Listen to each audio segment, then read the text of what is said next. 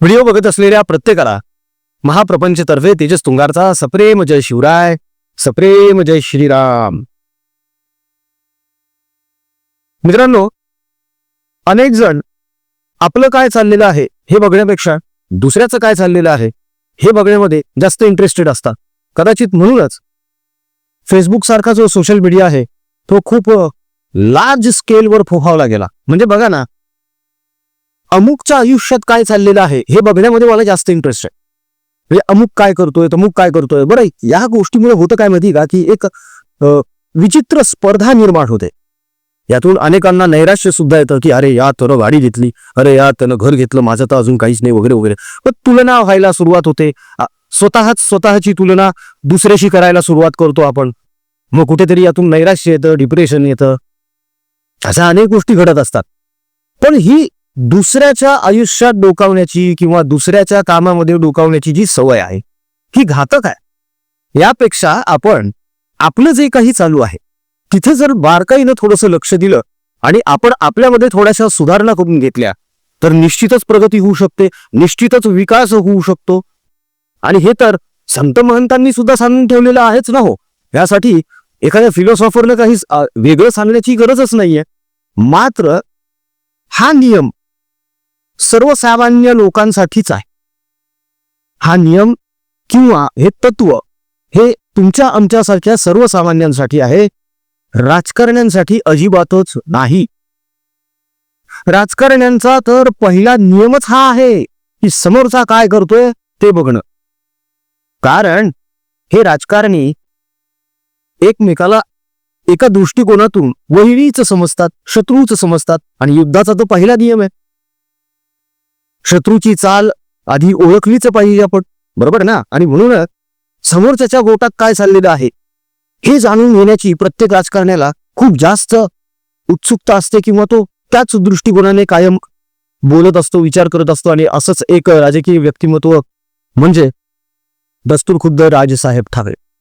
राजसाहेब ठाकरे आपल्या भाषणांमधून अनेक वेळा अनेक सल्ले देत असतात, अनेक सूचना करत असतात, अनेक गोष्टींकडे लक्ष वेधूनही घेतात. पण कधी कधी असं वाटतं ना की ज्या गोष्टी राजसाहेब ठाकरे इतरांना सांगतात, इतरांना सल्ले देतात, इतरांना सुचवतात, त्याचं इम्प्लिमेंटेशन ते स्वतः मात्र अजिबातच करत नाही किंवा त्यांच्या पक्षामध्ये त्याचं इम्प्लिमेंटेशन अजिबातच होत नाही. म्हणजे बघा ना, मध्यंतरी राज ठाकरे यांनी नाना पाटेकर यांना एक सल्ला दिलेला होता की तू चांगला नट आहेस तर तू अभिनय कर, असा वरतून वाकून आमच्यात बघू नको, आमच्यात नाक खुपसायची तुला काही गरज नाही, तू तुझं बघ. त्यावर नाना पाटेकर नाराज झालेले होते आणि नाना पाटेकर असं बोलले होते की मला काही फरक पडला नाही आहे ना. फार तर काय झालं, महाराष्ट्र नवनिर्माण सेनेचं एक मत गेलं.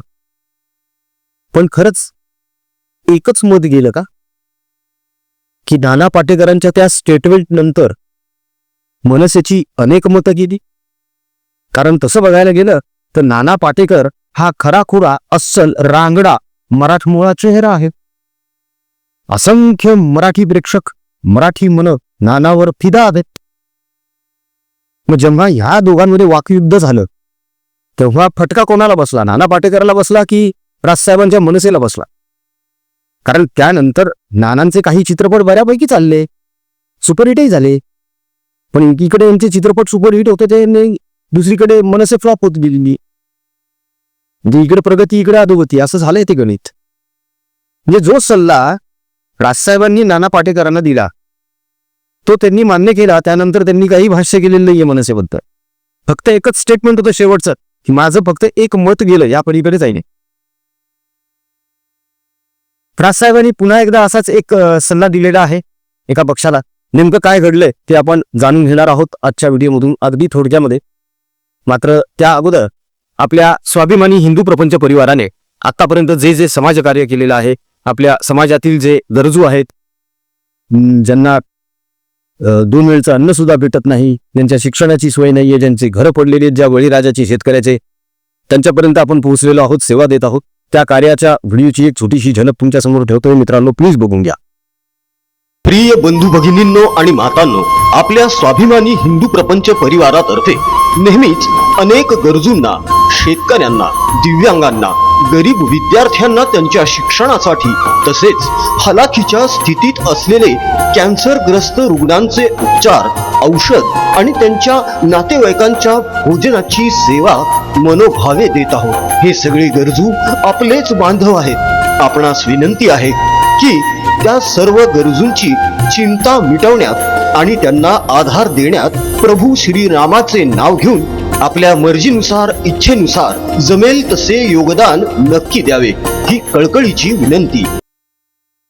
या सत्कर्मामध्ये आपणही सहभागी व्हावं अशी आमची कळकळीची विनंती आहे. मित्रांनो, कृपया दिल्या गेलेल्या जीपे फोनपे क्रमांकावर तुमच्या इच्छेनुसार, मर्जीनुसार तुम्हाला जे योगदान द्यावं वाटतं ते निश्चितच द्या आणि त्याचा स्क्रीनशॉट काढून आमच्या व्हॉट्सअपवर टाका. म्हणजे त्याची रीतसर पावती आम्हाला तुमच्यापर्यंत पोहोचवता येईल. तुमचा एक रुपया त्या गरजूंच्या चेहऱ्यावर स्मितहास्य आणणार आहे, त्यांना जगण्याची उभारी देणार आहे.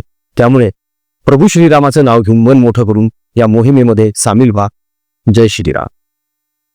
तर आता ज्याप्रमाणे राज ठाकरे यांनी नाना पाटेकर यांना सल्ला दिलेला होता की आमच्यामध्ये तू नाक खुपसू नकोस, तू तुझं बघ, आणि मग तो विषय तिथेच संपला होता. ऍक्च्युली तो एन्क्रॉचमेंट वरून चालू झालेला विषय होता. सुरुवात नाना पाटेकर यांच्याकडून झालेली होती, ती उगीच राज ठाकरे यांनी स्वतःवर ओढवून घेतली की काय असं वाटायला लागलं. कारण नाना पाटेकर तेव्हा असं बोललेले होते की अनेक जण असे आहेत जे खूप ओरडून भाषणं करतात, शांत हळू संयमी स्वरामध्ये बोलल्यानंतर ते सुद्धा लोकांपर्यंत पोहोचतं. असे एकंदर नाना पाटेकर यांचं म्हणणं होतं, जे राज ठाकरे यांनी आपल्यालाच बोलले आहेत की काय असं समजून नानांवर टीका करायला सुरुवात केली. खरं तर महाराष्ट्र राज्याच्या राजकारणामध्ये अनेक नेते असे आहेत जे ओरडूनच बोलतात, ते शांतपणे कधी बोलतच नाहीत. एक नितीन गडकरी यांचं भाषण सोडलं तर बऱ्यापैकी सगळेच जण ओरडतात, चिरकतात. आता राज ठाकरेंनी सल्ला दिला होता की इकडे नाक खुपसू नका. याचाच अर्थ काय आहे की तुम्ही तुमचं बघा. पण मग आपण आपलं जर बघायचं असेल तर मुंबई महानगरपालिकेमध्ये फक्त 6च नगरसेवक निवडून आलेले आहेत आपले, किंवा रेस्ट ऑफ महाराष्ट्र आपल्या पक्षाला का यश मिळू शकलं नाही याचं अवलोकन पक्षातर्फे का बरं झालं नसावं, किंवा याचं अवलोकन म्हणा, आत्मपरीक्षण म्हणा, या गोष्टी का घडल्या नसाव्यात. जेव्हा राजसाहेब स्वतः इतरांना सल्ले देतात की तुम्ही तुमचं बघा, तेव्हा राजसाहेबांकडून अपेक्षा होती की त्यांनी एकदा तरी किमान ह्या निवडणुकांनंतर, महानगरपालिकेच्या निवडणुकांनंतर पुन्हा एकदा मोठ बांधायला सुरुवात करायला हवी होती. सगळ्या कार्यकर्त्यांना तिकडे बोलवायला पाहिजे होतं, त्यांना विचारायला पाहिजे होतं, कारण मीमांसा करणं गरजेचं होतं की अरे काय झालं असं नेमकं, की इतकी पिछेहाट का झाली आपली परत एकदा, असं काय घडलेलं आहे. की आपण तर मराठीचाही मुद्दा हातात घेतलेला आहे, हिंदुत्व तर आहेच आपल्या गाठीशी, शिवाय लोकांची कामं सुद्धा आपण करतो. अनेक जण जेव्हा प्रश्न पडतात तेव्हा आपल्याकडे येतात मदतीसाठी धावून, मग ते सिनेसृष्टीतले कलाकार असोत, किंवा मग बेस्टचे कर्मचारी असोत, किंवा पोलीस दलातले कर्मचारी असोत, अनेक युनियन्स आहेत, यांचे पदाधिकारी म्हणा किंवा यांचे कर्मचारी म्हणा, त्यांचे प्रश्न घेऊन शिवतीर्थावर येतात. मग असं असताना आपली पिछेहाट काय, ह्याची कारण मीमांसा पक्षाकडून होणं गरजेचं होतं, मात्र तसं काही झालेलं नाहीये. या उलट महाराष्ट्र नवनिर्माण सेना आणि राजसाहेबांतर्फे इतरांना सल्ले देण्यात येऊ लागले. नुकताच राजसाहेब ठाकरे यांनी एक सल्ला दिलेला आहे, एक गोष्ट सुचवलेली आहे, ती म्हणजे राष्ट्रवादी काँग्रेस पक्षाचा राष्ट्रीय अध्यक्ष हा मराठीच असला पाहिजे. आता नेमकं त्यांचं काय म्हणणं माहितीये का, की राष्ट्रवादी काँग्रेस पक्ष हा मराठी मातीतला आहे, मराठमोळा आहे, रांगाडा पक्ष आहे, गाव पातळीवर पोहोचलेला पक्ष आहे. अशा परिस्थितीमध्ये या पक्षाचा राष्ट्रीय अध्यक्ष हा मराठीच असला पाहिजे, तो पाटील असला पाहिजे, पटेल नाही. म्हणजे राजसाहेब ठाकरे यांना असं सुचवायचं आहे की एखादा मराठी माणूस पाटील असावा, मराठाच असावा राष्ट्रवादी काँग्रेस पक्षाचा अध्यक्ष. प्रफुल्ल पटेल नको. का? प्रफुल्ल पटेल गुजराती आहे आणि हे इकडे राष्ट्रवादी काँग्रेस पक्ष जो आहे हा मराठी लोकांचा आहे, त्याच्यामुळे मराठीच राष्ट्राध्यक्ष व्हावा असं यांचं म्हणणं आहे. आता एक गोष्ट याच्यामध्ये अशी आहे की असाच जर आपण विचार करत राहिलो कायम प्रत्येक वेळी, तर मग राष्ट्रीय स्तरावर जे पक्ष आहेत त्यांचे अध्यक्ष जर आपण बघितले किंवा त्यांची जर कार्यकारिणी आपण बघायला घेतली तर खूप वेगवेगळ्या गोष्टी समोर येतात. म्हणजे बघा ना तुम्ही, प्रफुल्ल पटेल हे राष्ट्रवादी काँग्रेस अजित पवार गटाचे राष्ट्रीय कार्याध्यक्ष आहेतच की. मग अशी मागणी करा ना की त्यांना कार्याध्यक्ष पदावरून हटवा म्हणून आणि तिथे एखादा मराठी पाटील बसवा. होऊ शकतं. बरं, आता राष्ट्रवादी काँग्रेस अजित पवार गटाचा राष्ट्रीय अध्यक्ष कोण व्हावा हे इतरांनी का बरं ठरवावं? त्यांचा पक्ष सक्षम आहे ना ठरवण्यासाठी. आता तर गटनेतेपदी सुनेत्रा पवार यांची निवड सुद्धा झालेली आहे, त्यामुळे आता गटनेता ठरवतील ना. दिलीप वळसे पाटील आहे, त्यानंतर प्रफुल्ल पटेल, छगन भुजबळ, सुनील तटकरे, अनेक अनुभवी नेते आजही अजित पवार गटामध्ये आहेतच की. हे सगळेजण बसून चर्चा करून यातून काहीतरी मार्ग निश्चितच काढतील.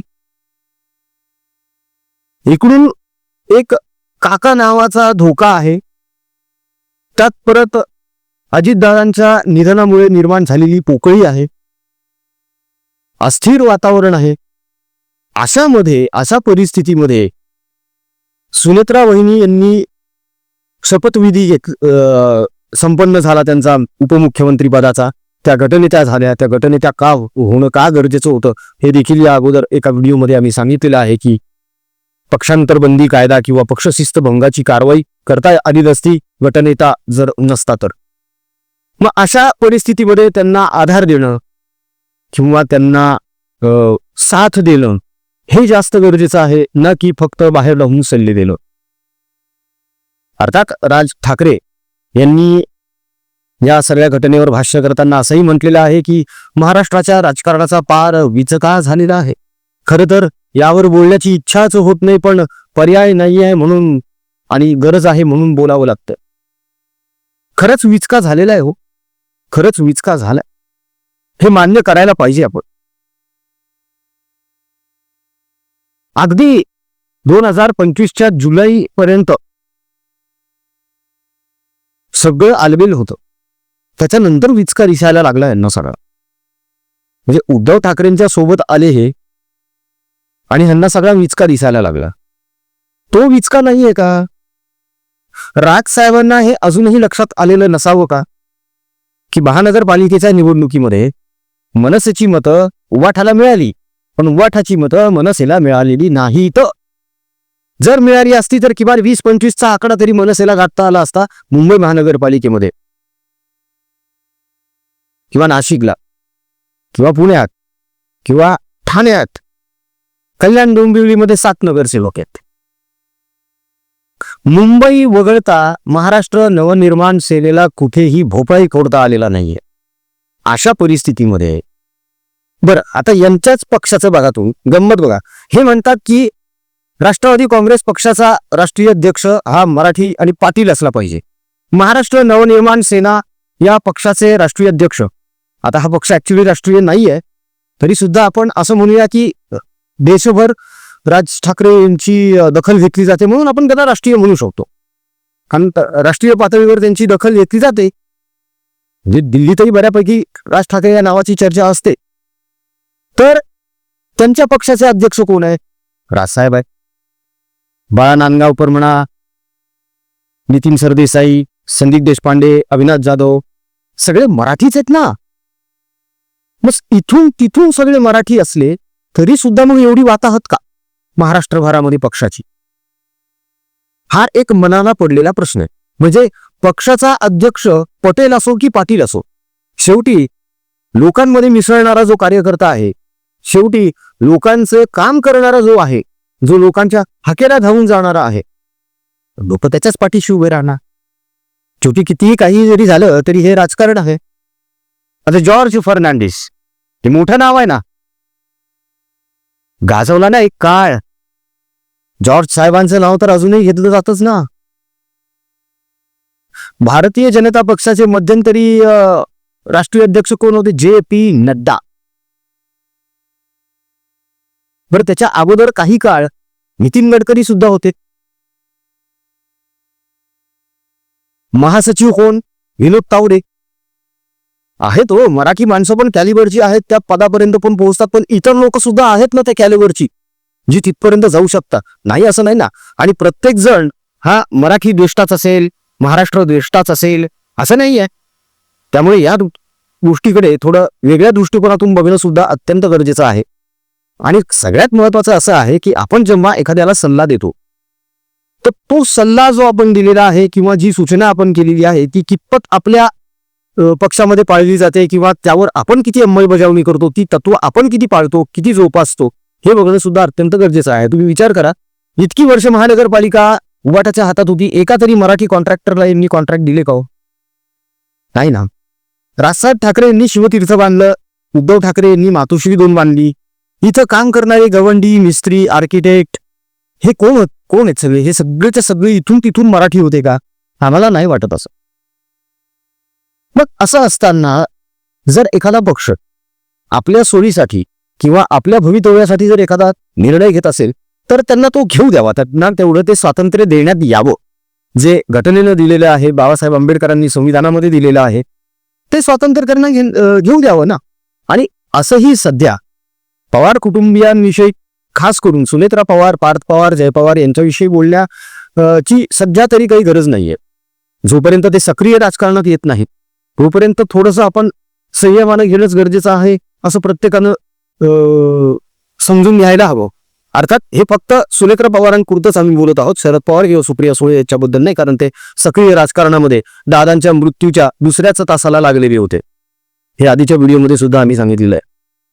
तेव्हा राजसाहेब ठाकरे यांनी हे जे विधान केलं तेच विधान दिवसातून 4 वेळा भोंगा राऊतांनी रिपीट केलेलं आहे. आणि भोंगा राऊत तर तेच विधान घेऊन प्रत्येक पत्रकार परिषदेमध्ये ढोल बडवत फिरत आहेत. तेव्हा सुनेत्रा पवार गटनेत्या झाली काय, राष्ट्रवादी काँग्रेस अजित पवार गटाने काय करावं आणि काय नाही याचा निर्णय सुनेत्रा पवार आणि त्यांच्या पक्षातले ज्येष्ठ नेते बसून चर्चा करून मार्ग काढतीलच. तेव्हा आम्हाला नाही वाटत की सुनेत्रा पवार इतक्याही म्हणजे कच्च्या आहेत की त्यांना समजणार नाही की काय निर्णय घ्यावा आणि काय नाही. तेव्हा सुनेत्रा पवार योग्यच निर्णय घेतील, त्यांना मार्गदर्शन करायला अनेक जण आहेतच. तेव्हा बघूया पुढे पुढे काय काय होतंय ते. मात्र तुर्तास महाराष्ट्र नवनिर्माण सेनेची जी पिछेहाट झालेली महाराष्ट्रभर ती काय झाली याची कारण मीमांसा होणं अत्यंत गरजेचं आहे असं आता सध्या वाटतंय. तेव्हा त्या दृष्टिकोनातून त्या पक्षातर्फे काही रचनात्मक कार्य केलं जाऊ शकतं का याकडे आमच्या नजरा लागलेल्या आहेत. बघूया, काळ याचं उत्तर देईलच. जाता जाता एक छोटीशी विनंती आहे मित्रांनो, सुरुवातीला आपल्या स्वाभिमानी हिंदू प्रपंच परिवाराच्या कार्याच्या व्हिडिओची जी झलक तुम्ही बघितलीत त्यामध्ये तुम्हाला जाणवलं असेल की कर्कग्रस्त रुग्ण, त्यानंतर त्यांचे हालाकीच्या परिस्थितीत असलेले नातेवाईकांच्या जीवनाची सोय, हालाकीच्या परिस्थितीत असलेल्या बळीराजा, शेतकरी राजा, त्याचे लेकरं, त्यांच्या पोटात सुखानं 2 घास जावे यासाठी आपण किराणा सामानाचं वाटप करत असतो. असेच किट्स आणखी प्रमाणामध्ये आपल्याला वाटायचे आहेत.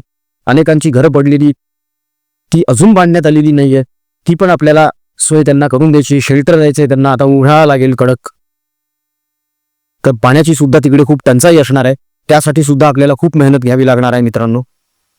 विद्यार्थी दत्तक घेतलेले आहेत आपण, त्यांच्याही शिक्षणाकडे लक्ष द्यायचं आहे. शेवटी काय आहे ना की एक संवेदनशील मन, समाजाभिमुख कार्य आणि समाजाचा एक जबाबदार घटक म्हणून आपण प्रभू श्रीरामाच्या नावानं हे कार्य आरंभलेलं आहे. यामध्ये आपला सहभाग असावा, आपला सहयोग असावा, आपला आशीर्वाद असावा आणि पाठिंबा असावा.